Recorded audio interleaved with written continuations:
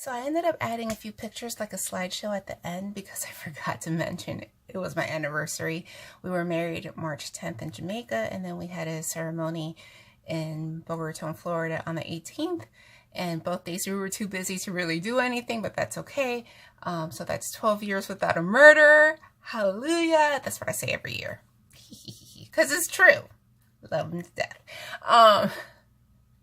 And then I did add a clip I posted on Instagram with the supplements I'm taking. Those are what I am taking and what works for me. My doctor knows about everything I take and is fine with it. So talk to your doctor. And I just weighed myself. I'm 189.8 today. 189.8 today. So correction. And yeah, enjoy this vlog. Oh, I break all the rules. Vertical vlog again. It's the best I can do, guys. It's the best I can do sometimes. I'm Esther. It is Thursday, March 21st, 2019. I am 33 months post VSG surgery. I did that math the other day and I'm like, what? Really? Wow. Wow. Yeah, September 1st, 2016. I was in Mexico, in Tijuana, Mexico, and I had VSG with the wonderful Doctora Luisiana Valenzuela with Mexico Bariatrics Center. Their medical tourism is based out of Southern California. They have reps across the country to handle the different time zones. But I researched them because my insurance wouldn't cover vertical sleeve gastrectomy, and I knew that was the surgery for me. I had heard of R&Y, but the malabsorption part of things didn't sit easy with me. It's really weird. In my life, I know the things I don't like instantly, or the things I'm apprehensive or like aren't for me, and I got that guttural feeling about R&Y. You do you, but that was me. And then a friend planted a seed in my ear about VSG, and I was like, VS what? I don't know. I was generally very healthy. My push for VSG was pain and the fact that I had 2 little boys, and I felt like I couldn't really help my husband with much of anything with them because they were outpacing me at tiny kids, and I'm like, good Lord, they're going to be huge mutants and I'm not going to be able to do anything. So my pain is almost gone. I recently did have a bout of a back flare, and I have to say, it's not like it used to be. I used to be out for the count for over a day. I mean pain, having to use my TENS unit, having to take narcotics, having to take muscle relaxers that really just skimmed the pain level from an 11 to maybe 9. Oh, it was no way to live, and I never knew when my back was going to go out. Also, because of my weight, my hip would always feel like it was going to go out. Come to find out, I have a mild case of hip dysplasia, and I know this because my youngest son had it, and he had to be in a brace for some time to try to help make that C. Hip dysplasia is your hip socket didn't form the tight C that it should around the bone. It's open a little bit more. Sometimes they do surgery to correct it. Mine isn't that bad. Daniel's wasn't that bad.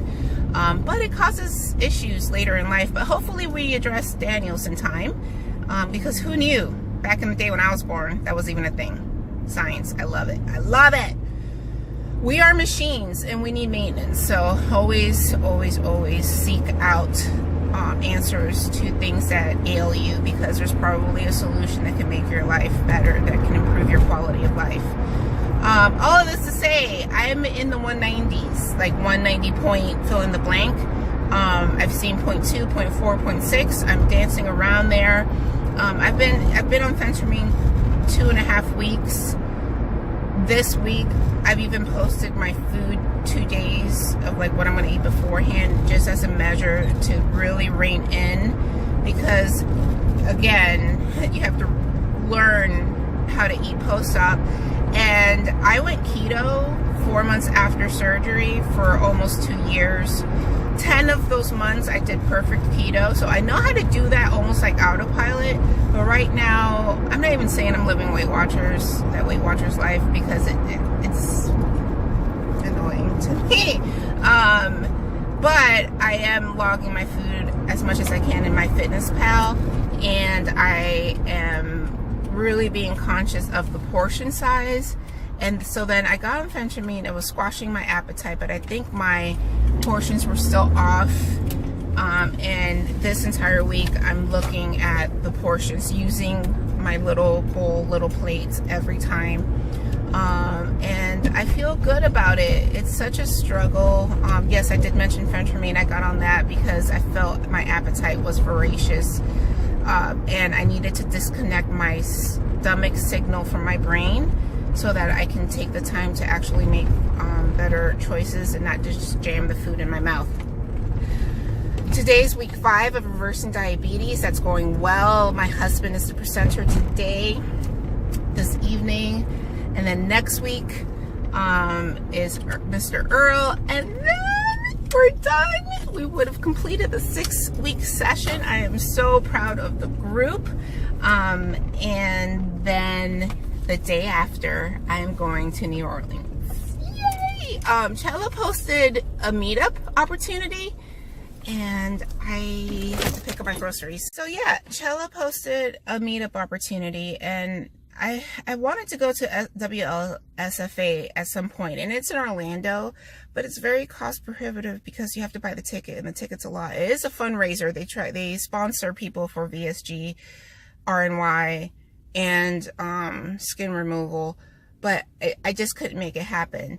And then Foodie Turned Slavey did one for New Orleans, and it gave me enough time to look, and it was cheaper in the long run than WLSFA. So I'm going to do that. It's my first meetup. I'm so excited. I'm so excited because I've always believed if you work hard, you should play harder.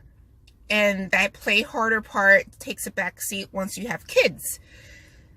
And my husband and I tried to do things all the time. And he's so kind. He like didn't balk at it and was like supportive of it. And he kind of doesn't understand it in a way.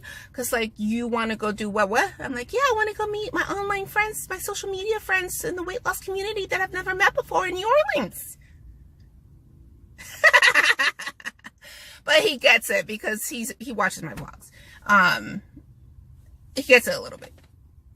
So yeah, that's gonna happen. And then Zanita announced that she's coming to Las Vegas, and she and Chella actually reached out and helped make it happen because like, I don't have time or money to do things. Like I don't, but it worked out. It really, really worked out. They're angels. That at the end of April, I'm gonna go to Vegas for a week. And I'm like, honestly, that's like the last place on earth I'd ever want to go to. I mean, yeah, other than for the food, because come on, the food is fantastic. But like, it's Sin City, you know? I'm conflicted about that part. But I'm not going there for the city. I'm going there for Zanita. She's going to be in the U.S. Like, if she was closer, I would have tried to bus it, basically. Like, I need to meet her. We've been friends for a long time. And this opportunity, I'm just so humbled, and it made me reflect. Though it's funny, I'm going to Vegas, but like this New Orleans and Vegas thing happening for me, I feel like, how do I say it? It's a blessing. We've been going nonstop, and I hate saying no to people. And you guys know, very active at church, and I feel like it's just like God being like, you know what? You've worked a lot. You've done a lot. Here's this. My only regret is that my husband's not going with me on either trip. Neither are the kids, of course. And the only reason I can really do that too is because my mom lives with me. So she's going to, you know, fill the void of me not being there. And I'm going to leave everything as ready as I can. But like, oh, work hard, play harder, do unto others. You get it back. And I'm not saying you get it back in this way. And I get it back in other ways as well, but like, it's just like, yes, I needed this for my soul, and that's what I'm getting. Yes. I have not gone to the gym any day this week. Today is Thursday, but I worked out at home Monday, Tuesday, Wednesday, and now my Walmart order. Do you do that order? Do you pick up? You order it online and you just pick it up? Yeah, I'm getting the groceries. So, I want to today is Thursday. So 8 days from now I'll be in New Orleans. And I'm going to have a beignet. I'm going to have opportunities, not obligations, opportunities to eat on point for 1 to 2 meals a day.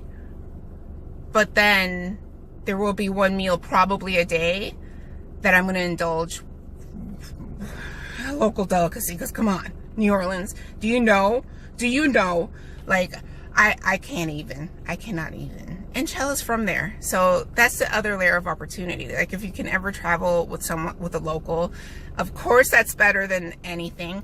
So I'm gonna do my best to see 189, 188. I'm gonna try to do double workouts. I want to get a workout in on Saturday and Sunday. I'm just gonna try to work out every day. Like today, I'm only gonna do 1 mile though, because I do take rest days and I haven't this week. But during lunch, I'm gonna walk 1 mile, and then